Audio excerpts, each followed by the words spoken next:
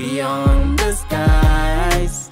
You and I, we're breaking bounds on Baobab. Hi everyone, good day.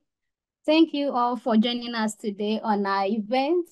We are here to learn about some of the strategies we can use as young professionals to prioritize our health. And here as young professionals, it includes students, workers, employers, entrepreneurs, everyone. I mean, we all have to take care of our health. So thank you all for joining us.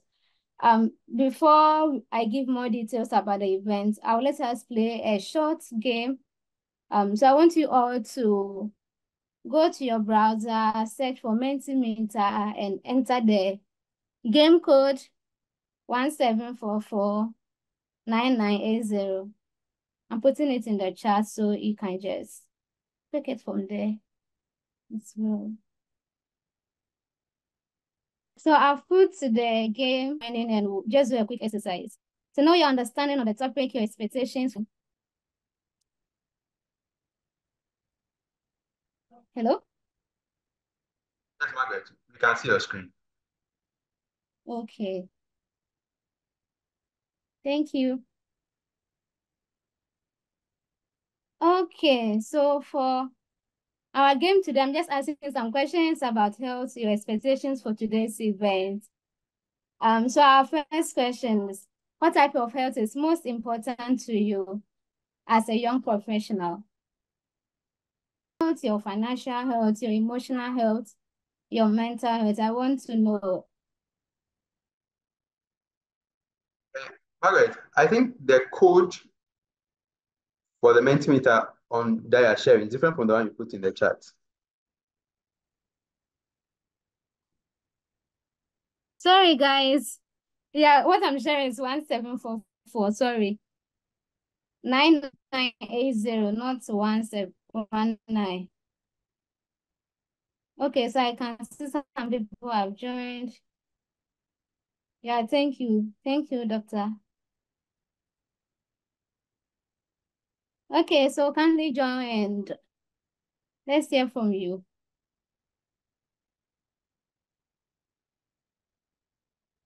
Okay.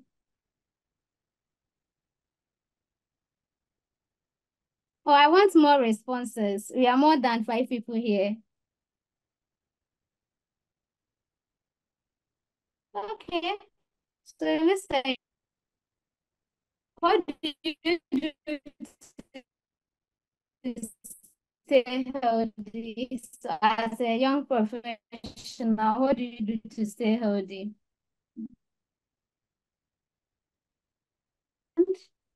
Yes, Silas. What's the issue? Okay. Sleep, meditate, eat well, work out. Okay. Regular exercise. Eat well, it's yeah. Long goals. I think they are all part of like exercising. Okay, thank you for our next question in terms of time. What are some of health tests that you think health conscious people should do? So as a young professional, if you're health conscious, what are some of the tests that you think you should do so that you know like you're actually living well, you have long life expectation? BMI, sickle cell, cholesterol. Oh, okay, so I can be putting this in there. Blood sugar level, sickle cell, cholesterol. Okay. In the interest of time, let's just move on.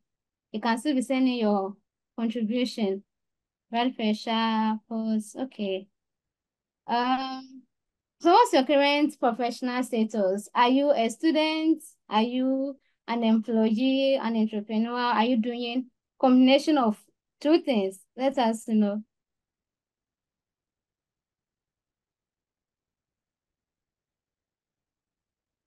Okay. Student and entrepreneur.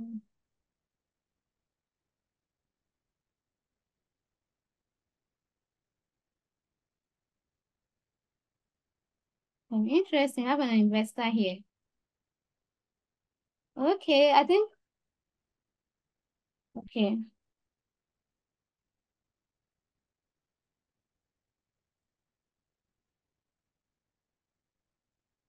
So I think majority of us are students. We have some employees, freelancers, entrepreneur here. This will be our last question. What are some of your expectations for today's session? What are you hoping to gain at the end of the session? Learn a lot about health, okay.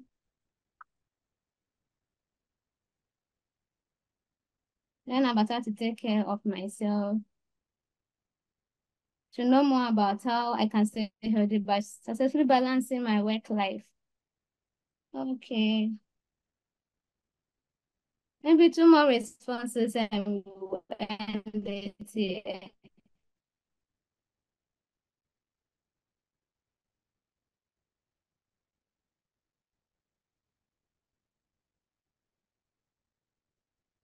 Okay. Thanks, and also your knowledge with us. It's good to know that you know some things about our topic today, and you also have some expectations for our guests. So the reason why this particular topic is important to me personally, since like 2019, I've been experiencing some like body pains and all that.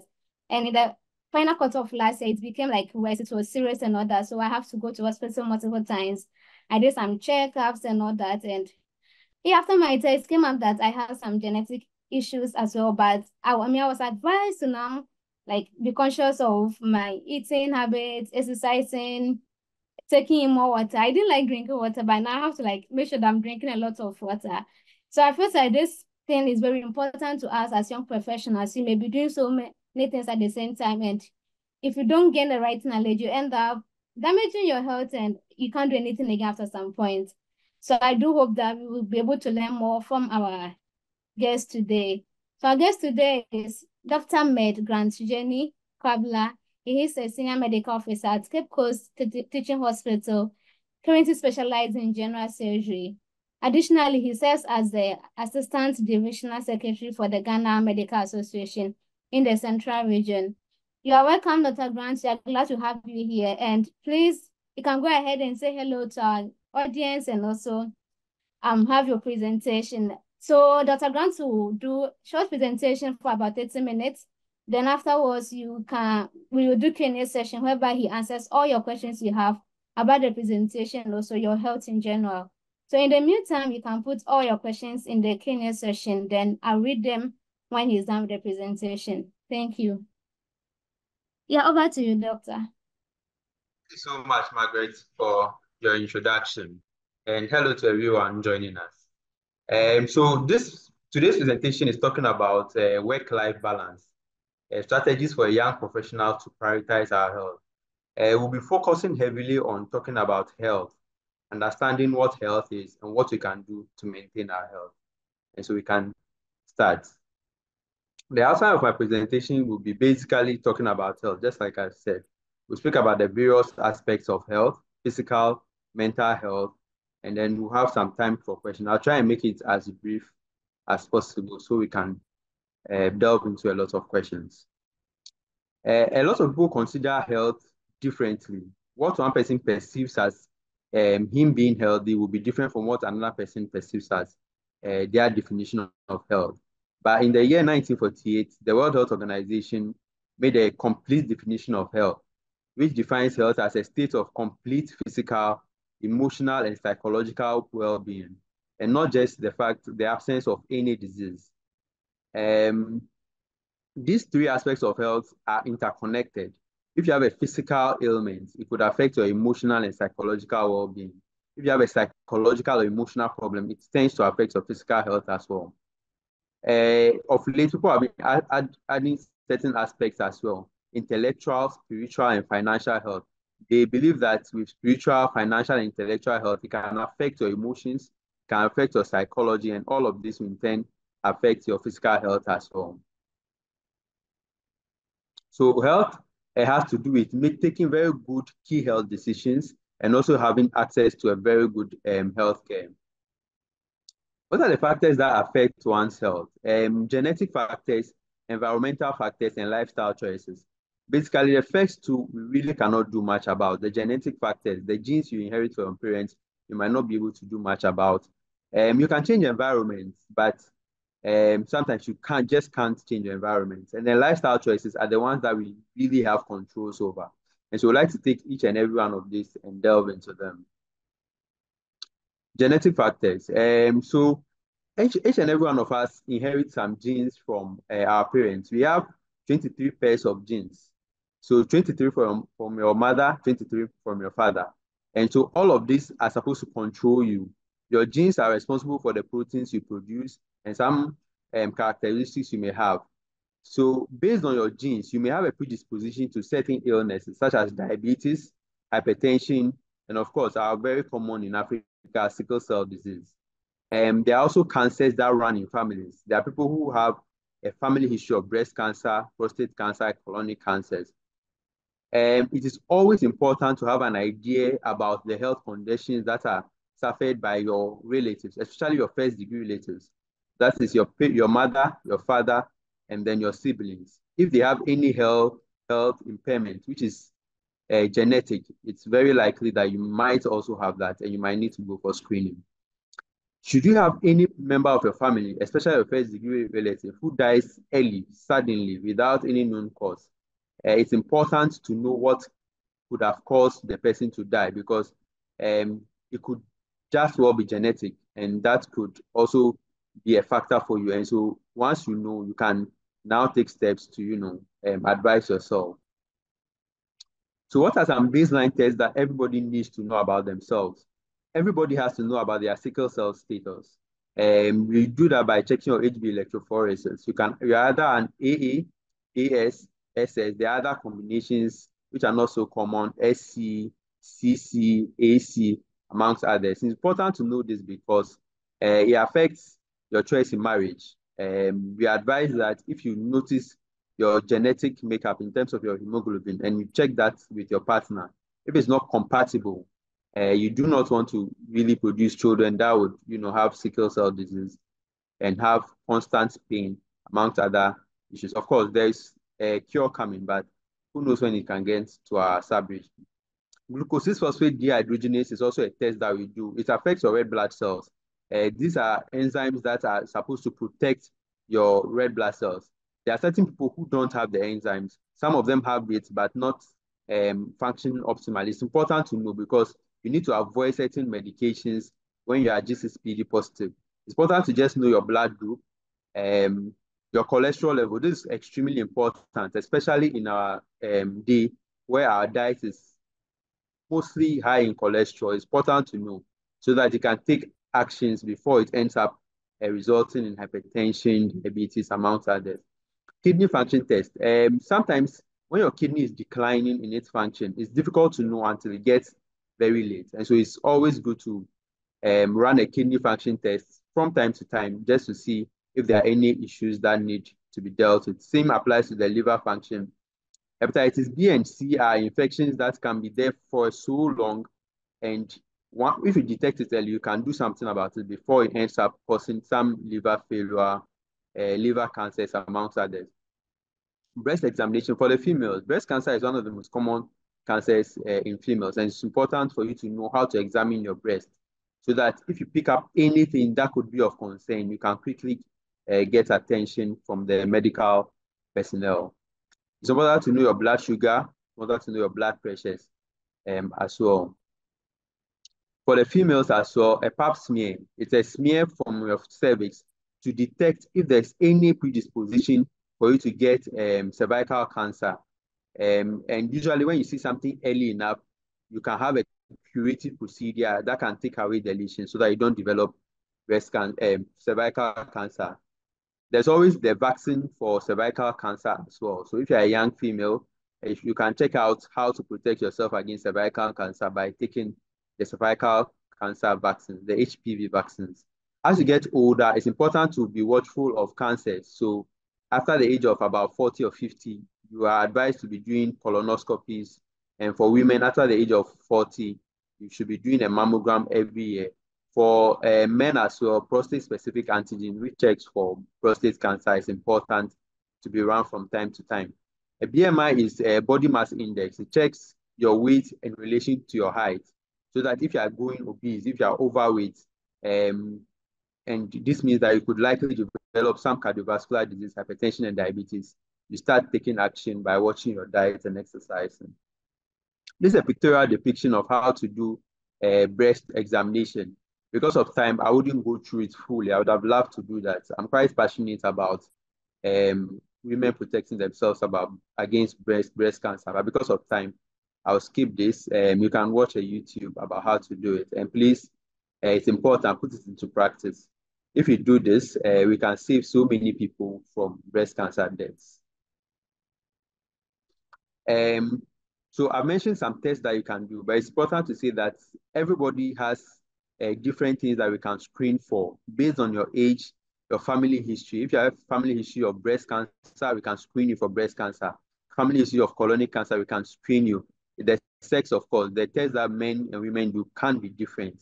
And then if you have a personal medical history, specific things are bothering you, maybe you have a liver disease, there are things you can screen for. If you have a kidney function, that is bad, there are things you can screen for. The recommendation is that if you are less than 49 years, every 3 years, try and make sure that you do a full screen. There are some people who have adopted where they do every year on their birthdays, they do a full screen.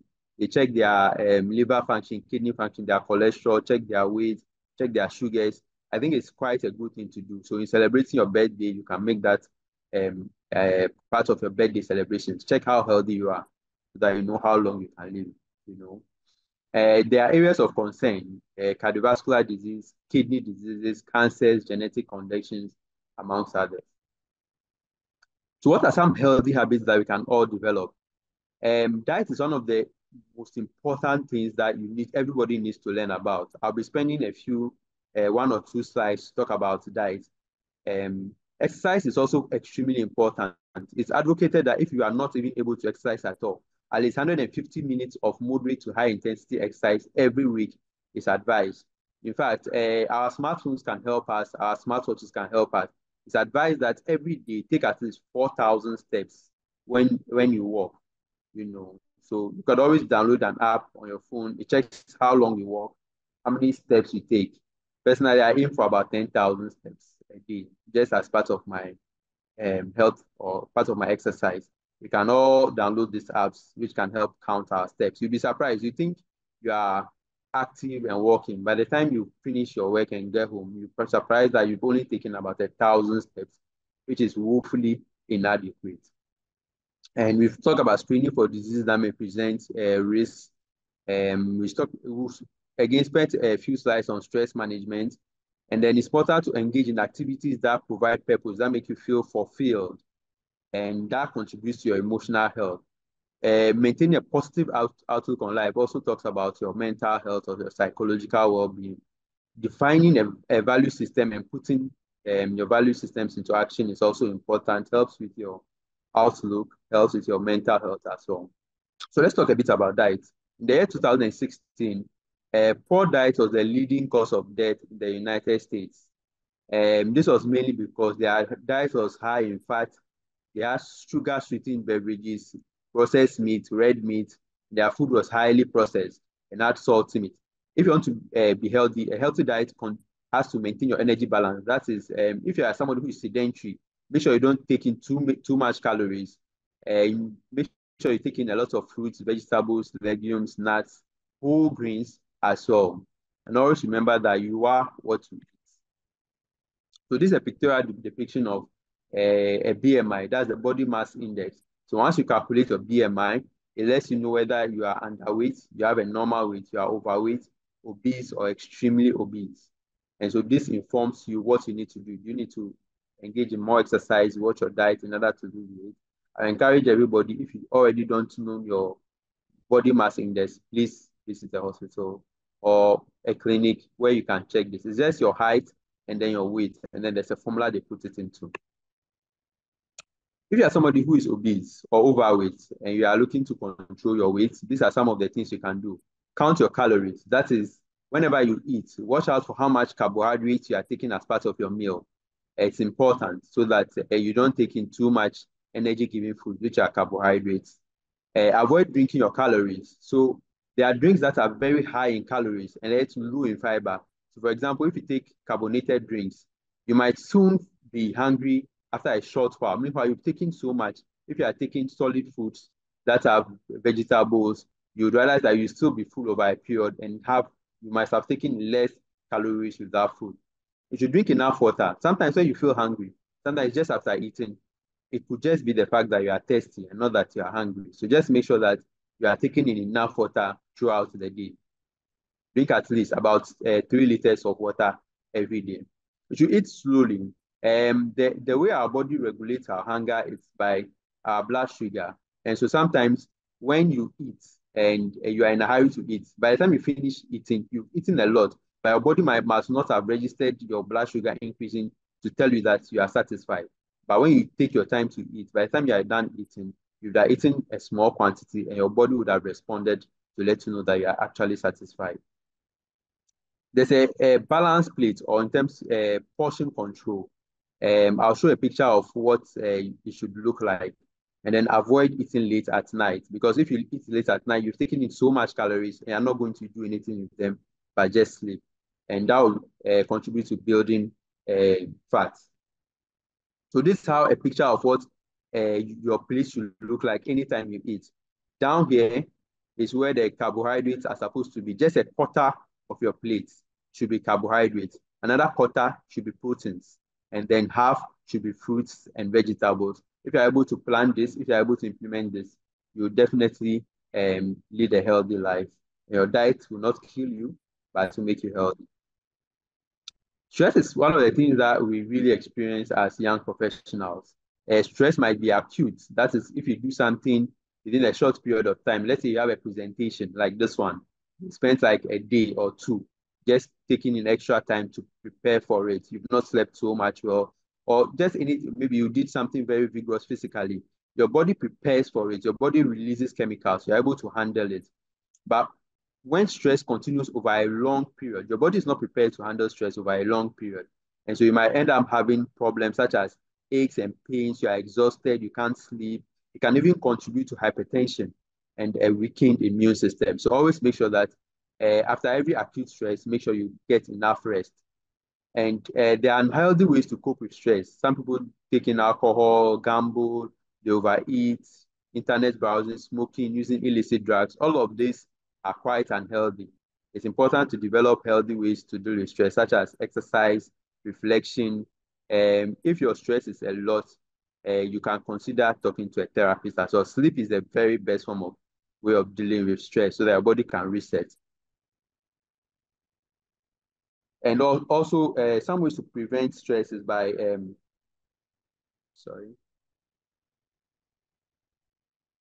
learning to say no. If there are some activities that you know put too much stress on you, try and say no. You need to stay connected to people that give you emotional support. Have a backbone of people that help you. Healthcare. So it's important to also have access to good healthcare because healthcare plays two important roles. It's spoken so much about the tests you need to run. If you have access to healthcare, it can tell you specifically what you can do at any given point in time. If you are planning to get pregnant, there are things you need to do. There are medications you need to do. If you are already pregnant, there are things you need to do. As you are growing older, you need very good healthcare to be able to take care of you.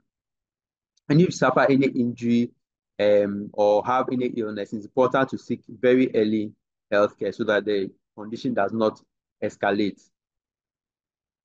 So our focus has been on prevention, but always know that there's a place for treatment as well. If you have any condition, if you have any illness, it's important to contact the hospital. We always sometimes relegate mental health to the background, but it's important to deal with mental health. It talks about our emotional, social, and psychological well-being. It doesn't mean that you have depression or have some anxiety or other things before we talk about you dealing with your mental health. Mental health is your ability to enjoy life, bounce back after adversity, to feel safe and secure, and be able to balance different elements of your life, work, family, and finances. It's important to know that physical and mental health are actually very interconnected. If you are not well physically, it might affect your mental health. If you are not well mentally, it might affect your physical health as well. There are some common mental health problems which we'll spend just some few minutes to discuss, such as depression, anxiety, and bipolar. So let's talk about depression. It seems to be, it's one of the most common um, mental health problems. Depression, people use depression to describe a mood. When somebody has been sad, they can say they are depressed, but the depression they are talking about has specific characteristics. So if you have a depressive mood most of the day, you really can't pinpoint why you are even depressed. If you have a loss of interest or pleasure in almost all activities that you used to find joy in, you no longer find joy in them. If you are sleeping excessively, if you are not able to sleep at all, if you have lost weight significantly or you gained weight significantly, if you just have low energy or fatigue, you could actually be depressed. And the thoughts of worthlessness or excessive or inappropriate guilt could also be signs of depression. And if you have suicidal thoughts, definitely signs of depression. Um, it's important to point out that sometimes when somebody is experiencing depression, it's difficult for the person to know himself that he or she is depressed. And so it's important that we all know the signs of depression so that we can identify it in our colleagues, our friends, our family members, and be able to speak to them so that they can seek healthcare on time. And if you experience any of this, it's important to know that it's not your fault. It's not something you have done. Usually, there are chemicals in our brain that regulate our happiness, our joy, and our mood. And some of these can just go out of balance. There are medications that you can take that can actually help you with all this. Let's talk a bit about bipolar. Bipolar is where there is depression and then there are episodes of mania. So the person can be depressed for some time. The person can have mania. Mania is described as where somebody has excessively or persistently elevated moods. All of a sudden, the person who was sad is extremely happy and has a lot of energy to do anything. They are very appreciative of who they are. They even have exaggerated sense of who they are. They have decreased need for sleep. They can sleep just for 3 hours and still feel very strong, carrying out all their activities. And they can talk quite a lot. They have a flight of ideas. They can be speaking about something and they suddenly change altogether, talk about something. It's just somebody who is hyperactive.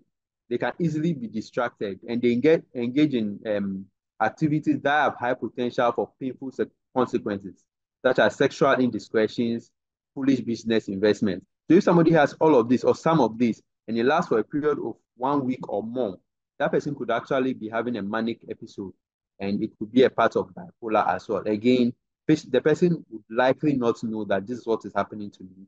Once you are all educated and know that this is what it could be, we can help the person to seek healthcare. And in fact, if you are experiencing any of this, you could also seek healthcare as well. I'm coming to an end for my brief presentation. This is a brief look at how you should, if you are somebody who has a desk job, this is how you should be sitting. Your back has to be straight. I often see a lot of people who work at desk jobs and they complain about severe back pain. Some have developed spinal problems as a result of this. So it's important that when you are sitting, make sure your back is straight, your feet are level on the ground, and your hands are straight as well. Especially if you use a keyboard, it should be straight, not bent. Also, you might have wrist problems, can have neck problems, back pains, knee pains, and that's. So this is my brief presentation about how to prioritize your health, how to maintain your health. I'll be happy to have any questions you have before I move on to my conclusion. Thank you very much. Okay, Dr. Grant, thank you so much for your presentation. I mean, I've picked so many insights from this. Unfortunately, I'm not seeing any questions yet, but let me just share some of my takeaways and hopefully we have some questions by then. So for me, I mean, I've picked a lot of things. The first one is for those of us who are under 49 years, I'm sure we are all under 49 years, we should do like full body tests. I mean, full body like test and screening every 3 years. And doing this on your birthday, I think I'm going to add it as part of my to-dos. Maybe this particular year on my birthday, I'll try and do some body tests and see. And also the exercising for 150 minutes. I have been doing like 10 to 15 minutes of skipping. I think I'm doing enough, but I realize there's not up to 150 minutes for the week. So, but I do work sometimes. Yeah, but I think I will try and at least do 20 minutes daily. Because I mean, I've seen improvements when I started doing the skipping. Like I've seen improvements in my health and all that. So yeah, this is also a key lesson for me. And also eating a balanced diet. 25% of our food should only be carbohydrates. I think most of the time, yeah, I'm also a victim. Most of my food is like maybe 50%. They have like your fish and just some sauce on it, but making sure that yeah, eating a balanced diet is also important. So only 25% of my meal should be carbohydrates. And also one important thing I picked was eating slowly. It helps your body to, I don't know I can't remember the terms to use, but basically it helps your body to recognize that you're eating. So you get full like early compared to eating fast. Actually, I eat very slowly and I can attest to this. Every time I go to the office, I'll go with food. I like eating my own food because I have a sensitive stomach. And yeah, I'll go to the office with food and every day I have some left. I think because I do like spend a lot of time eating. But I think I have an issue there too. I try pressing my phone whilst eating. Maybe that's also a part of the reason why I eat slowly. But yeah, we come with that with a question to see if it's a good practice to press your phone whilst eating. Then I think should I say my last takeaway is also on depression. Actually, personally, in 2018 when I went to Ashesi, see, I went through a lot of tough times and I was actually depressed, but I didn't even know. It was just after some time that I got to know because like you stated in your presentation, I lost interest in a lot of things. I wasn't even like eating well. I don't have the energy to learn. Like I have tests and I will still not learn. Meanwhile, my guess is normally not like that. Sometimes I'll just be on my own. I don't want to talk to anyone. I just felt like, yeah, I'm tired. Let me just be on my own. But it was later I realized that it was actually a form of depression that I was facing. Thankfully, for by God's grace, I was able to come out of it early. And yeah, he also said that when people are facing depression or any form of that, we should be able to be supportive, help them, and yeah, help them so that they will overcome it and come back to life. So I think my first question for you will be what I mentioned, right? Is it good for somebody to not just even phone? Sometimes like I'm watching television, me like this, my laptop, especially when I'm working from home. I do work from home sometimes and I'm eating, my laptop is in front of me. I'm looking at emails coming in, due chat from my manager, my colleagues and all that. Sometimes like doing everything while I'm eating. Is it a good practice? So the point I made is that when you eat slowly, so for your body to detect that you're hungry, it is two things: the how your stomach is full, and then how your blood sugar level is. So if you are eating slowly, your body has time to take in what you are eating, goes to your stomach, part of it is absorbed, and your body gets a kick that no, there's sugar coming into my system, and you stop. But if you eat over a very short period, eat over just about 5 minutes, your body might not be able to recognize that this person has eaten because it might take a few minutes or some time for your body to absorb the food, for your blood sugar to increase. So if you eat a large amount of food over a short period of time, you might even still feel hungry after eating that. But once you eat slowly, your body appreciates, takes time to realize that there's glucose coming into the system and you feel full after just eating something small. So it's really advisable that you eat over a very short, over a relatively longer period of time. I don't know if I answered your question, Margaret. Yeah, I think in addition to that, so there are some people, like I know some people that their own is like they eat something like small, maybe one slice of bread. Then within a few minutes, you're hungry again, you come back, eat something small. So it's like that. You eat piece, like several times in a day. Is that also like, is there any issues with that or that's also fine? So long as you're not eating too much, I think that is fine. There are some of us who would eat a large bowl of food, then go and snack, come back, eat another, So long as you are maintaining portion control, I think that is perfect. So it's all about the quantity of food you are eating over that period. If you are eating in small quantities, I mean, if you are eating over a period. Okay, thank you. I think this will be my last question. Then I'll go to that of the audience here. So you mentioned that in our food, our balanced diet. So I saw like the protein here, the vegetables and fruit taking 50%, and then the carbo taking 25%. I think in 2020 or so, 2019, I got to know from somebody that it's not good to, like, how do I call it, eat fruit with your main dish. So the person said that it's advisable to either eat it 4 minutes before your main dish, or 30 minutes before your main dish, or 30 minutes after. So then I want to know, like, if I'm going to have that portion, is the food supposed to be part of the fruit? Oh yeah, it should be 30 minutes before, 30 minutes after. I don't know if it's actually true, but yeah. So it should be with the food. Remember, it forms about 50%. It's supposed to form 50% of your plate. So the fruits you are eating should be part of the food you are eating at the same sitting. If one thing I've noticed is if you decide that you are coming to eat the fruit separately after, you might not count it as the food you are eating, and you might end up eating a lot more than you should. I hope that makes sense. If you are supposed to eat a bowl of banku and you don't make the fruits part of what you are eating, your idea is that you are eating this, and then 30 minutes later, you are taking fruits as a separate meal. You might end up actually eating more than you are supposed to. But so meaning you can eat them together Yes, and you will not definitely. have. No. Oh, so it's a lie. Yes, it shouldn't cause any problem at all. Okay. I mean, because of that, personally, I stopped mixing my food with fruit. I normally do like before or sometimes after, but yeah, thank you for that. So I have some questions from my audience. I will read them now. So someone anonymous says that how can one maintain a balanced diet on a low budget? That's a very interesting question. One of the factors, especially in the Western world, that affects their bad diet is that, I mean, junk food is relatively cheap, and healthy diets, especially in the Western world, can be a bit expensive. It is the truth that, but remember that it's an investment you are making into your health, spending some money on your food. But then again, an alternative is to look out for foods that are locally available, I mean, readily available, foods that are in season, vegetables that are around as spinach, uh, contomere, amongst others, fruits that are, I mean, oranges lying around and all that. So those are ways of, I mean, getting relatively cheap food that is also healthy. But I mean, if you can spend some money to invest in your diet, or maybe just increase the portion of budget meant for your diet, because remember it's an investment, which I'll make that comment as my conclusion. Remember that your diet is an investment into your future self. If it might take a bit more for you to eat a very balanced and nutritious meal, I think the sacrifice is probably worth it.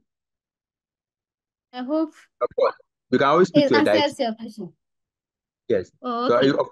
you can always speak to a dietitian around the different parts of our healthcare system, grossly and underutilized. When you go to a hospital, you can ask to speak to a dietitian, and they'll be more than willing to help you. They know all the foods that you can use, the relatively less expensive ones, and all. Okay. I hope it does answers the person's question.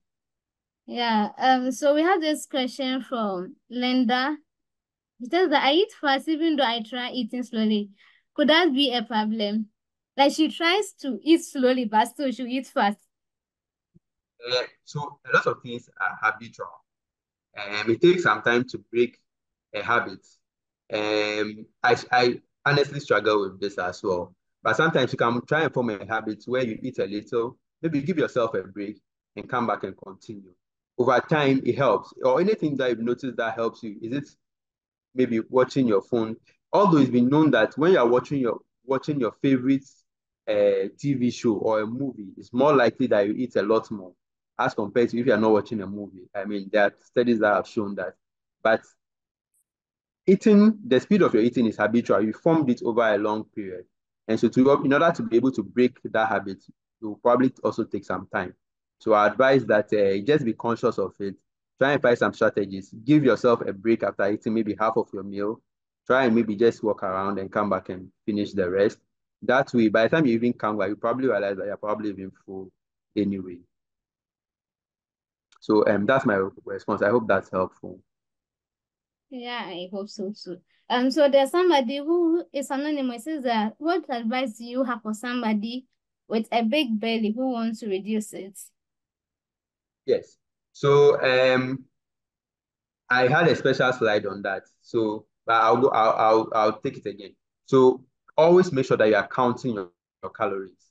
You lose weight when the amount of calories or energy you've eaten is less than the calories you are expending.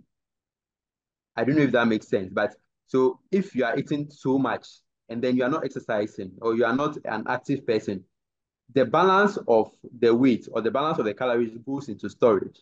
But if you are eating relatively less and then you are exercising more, it means that your body now has to look for source of energy for that extra activity, and that will usually come from the fat your body has stored. So always make sure that you are counting your calories. Make sure that you are not eating too much compared to your activity. So if you want to lose weight, make sure that your activity is far more than the amount of calories you've taken in. And always make sure that you don't eat late at night, because then again, all the calories you are taking in just goes into storage. You can study your own habits. What kind of exercise works best for you? Exercise that you enjoy. You should be able to do that. And remember that it's not a sprint, it's a marathon. Some people do certain things, some forms of diet over a short period, they lose some amount of weight, and then before they realize, they go back to gaining all that weight and even more. Take it slowly, and develop habits that you can incorporate. Your food, how much you eat, and the exercises, you can incorporate them into your daily living activity so that it becomes easier. I hope that helps. Yeah, I think I have a follow-up question. You kept saying you count your calories. How do I count it? I don't understand. So thank you for the wonderful question. When you get especially processed food, canned food, drinks, when you look at it, there's an amount of calories that it contains, and it's written on the can. It's Okay. expected that you take about 2,000 calories. The average amount of calories a person takes is about 2,000 calories. So if it's processed food, there's always an amount of calorie you take. And when you look at it, sometimes be careful, because the calories they put on it is not for the whole thing, it's just per serving. So sometimes by taking just a little drink, you have taken the amount of calories you're supposed to take in a whole day. So counting your calories is important. So just look at the food you are eating. There's an amount of calories that is written on it, and make sure that you are counting it. It doesn't exceed what you are expected to take. So roughly an estimate is 2,000 calories in a day. Yeah, but I don't know if there's a way for it. So me personally, I don't like really. I eat most of the food that like I cook, right? Most of the things I eat, I cook it myself. Breakfast, like basically. So should I like how do I count it? Says I have a bag of rice. How do I know those kind of things? Do you understand? So in that instance, it might be a bit difficult. But then Mm. always watch how much carbohydrates you are taking, how much sugar you are taking, and just have a rough estimate that no, I've eaten so much sugar in the morning. Maybe this afternoon I should take a little more proteins. So just be conscious that when you're taking carbohydrates foods, you are taking in a lot of calories, and you need to balance that throughout the day so that you don't exceed your calorie count. Okay, sure. Thank you. Hopefully we'll be able to apply it. So there's this question. Okay, it's in the chat from Mustafa. He says that I think specifically for men, it is discriminating to say I'm depressed and mentally not well. How do you think we can express these feelings for men? So it's part of what I'm doing. Education is extremely important. This attitude of a man is supposed to be strong and not show any weakness is what can kill us, because you can be experiencing things and you're just afraid to speak up about it. It's also important to understand that when you're going through things, it's really not your fault. It's not specific to you. It's not personal. Sometimes these are just chemicals, like I explained, that are supposed to function in our brain that are really not functioning optimally. There are some genetic predispositions, environmental factors can contribute to it, but it's exactly not your fault. Seek help. If you need medications, take the medications and then let it help so that you can come out of it. So forget about the stigma. And if there's stigmatization, just explain to people that no, it's not your fault. It's just chemicals that are, controlling you, that are not working as they're expected to. So education is what the best way we can use to overcome this. Okay, thank you. Yeah, seeking for help is like important. I think most of the time we want to keep things to ourselves and yeah, it gets worse. So this one is also from Anonymous. The person says that I get stomach pains when I eat and when I'm satisfied. Could that be a problem? So would be important to speak or maybe have a bit more history. But one of the things that causes pain when you eat is when you have what we call gastritis or dyspepsia, or maybe the worst Mhm. part of it is stomach ulcer. So sometimes the lining of our stomachs can get inflamed, either as a result of excessive acidity or an infection called Helicobacter pylori, H. pylori. It can cause the inflammation of the stomach, such that when you eat and the stomach is trying to change the food or mix the food, you begin to experience pain. For the person asking this question, if it's a particularly worse with spicy foods, if it comes especially late at night, you need health attention. You might need something to reduce your acidity. You might need to check for H. pylori infection for it to be treated. So it's important that, this person seeks some better health advice. But one of the most common ones is when you have gastritis, and that can be actually be cured. Okay, thank you. Um, okay. So you also mentioned, this is for me, you mentioned that, yeah, health care, we should go to the hospital and all that. I just want to find out, is it like, sometimes you move to some place and you have to go and say different, like go to a different hospital and all that. Personally, I have like now 3 different hospitals I've been going to. I want to know, like, is there an issue with that? Do you have to like stick to one hospital or something? It's best to stick with one. That's because sometimes you can, for example, I have a patient and she has seizures. So immediately I see this patient coming in. She might even be unconscious, but I know that this is her condition. She's probably not taking her medications over a period. And I know exactly what treatment to give her, even without anybody telling me anything. And so it's important to have a hospital that you are known at, especially if you have a chronic medical condition that requires attention. You understand? Uh-huh. Mm-hmm. Visiting different hospitals, unless there's a reason why you're changing hospitals, right? Maybe you're not comfortable with the first one and you prefer going to a different. So once you find a comfortable place, probably stick with that. Only because it's better that your health information is at one place and can easily be accessed. Sometimes even when you are not in a position to, tell what is happening. Um, but it's not a hard and fast rule. So long as the hospital you are going to is quite competent and it's good, they have all the facilities. That shouldn't be a problem. Okay. So this one, I think it's a bit personal. I don't know, anytime you go to hospital, they'll ask you, what should, like, especially the doctor, they'll ask you, like, what should I do for you? Why are you here? Like those kind of questions. And I'm like, I want to come and do like medical examination. And they'll ask you, what do you want to do? Now, like for me, you see, you say we should go and do full screen or whatever. I've come, I was thinking that like you should be able to know what I should do, right? But they're not asking, what should I do for you? Meanwhile, you are sick, you don't know what's wrong with you. That's kind of thing. Like I've been having some back pains I mentioned since 2019. You go to the hospital, then they'll be asking you, so what should you do? Then they'll be giving you some painkillers and all that. And yeah, I don't know the kind of conversation I should have with my doctor when I go. It's important to be very articulate when you go to a hospital. A lot of time people come and expect us to know why they are there. So, for Yes. example, this back pain you are talking about, oh, I've been having back pain for the past 1 year. It's more serious than I've been having back pain for 2 days. If you're having back pain for 1 year or a long time, it means that we need to take some time to investigate you more properly to see whether there's something that is correctable. Is there a lesion there? Is there a disproportion, a misalignment of your spine? Is there something that requires surgery? Is there something that requires medicine? If you are coming for a screen, you can say that, oh, it's my birthday. I usually run some screens on my birthdays, and I'd like to do that. When a patient comes to me this way, I usually ask, is there any specific concern you have? For example, oh, I have sickle cell disease. Oh, I've had my sugar checked before. It was relatively on the high side because there Mm-hmm. are a battery of tests that we can run.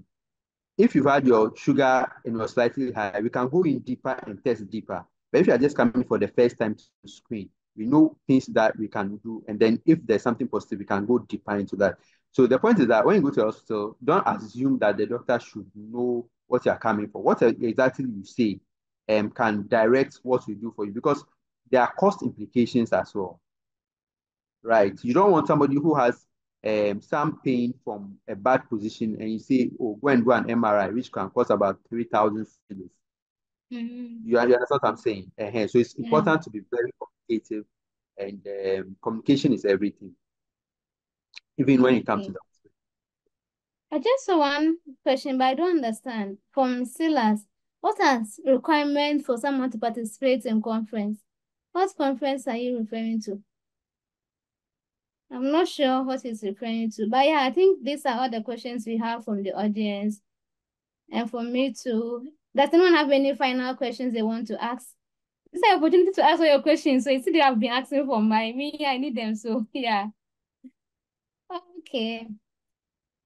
So yeah, in the sense of any question, you can give us your final conclusion, any advice you have for us. All right. My advice is that health is an investment, especially when we are young like this.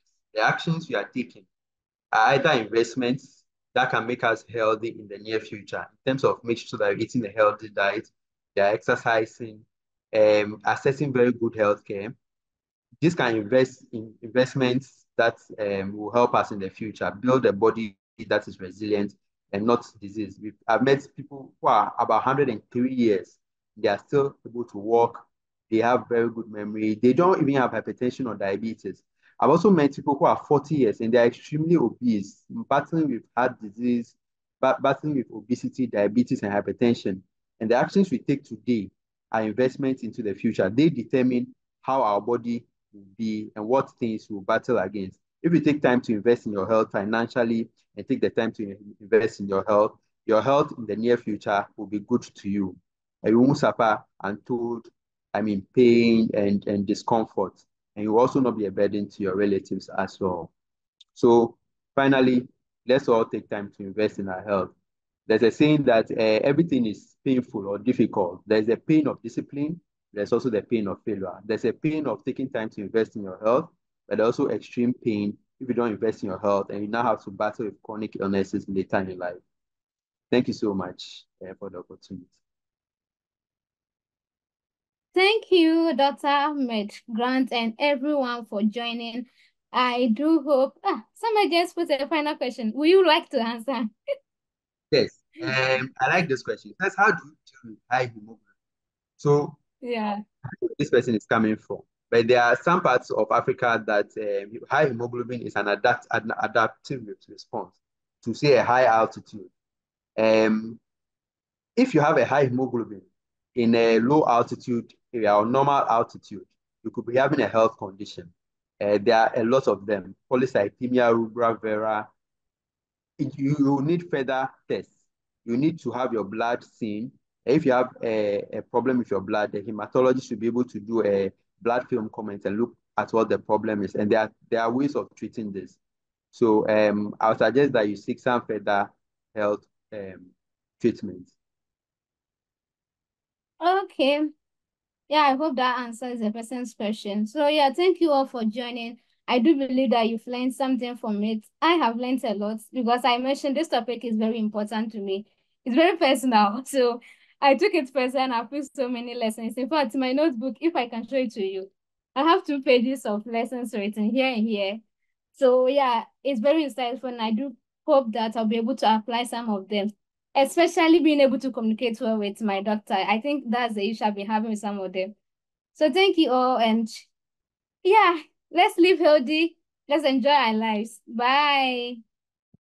Beyond the skies, you and I, we're breaking bounds on Baobab.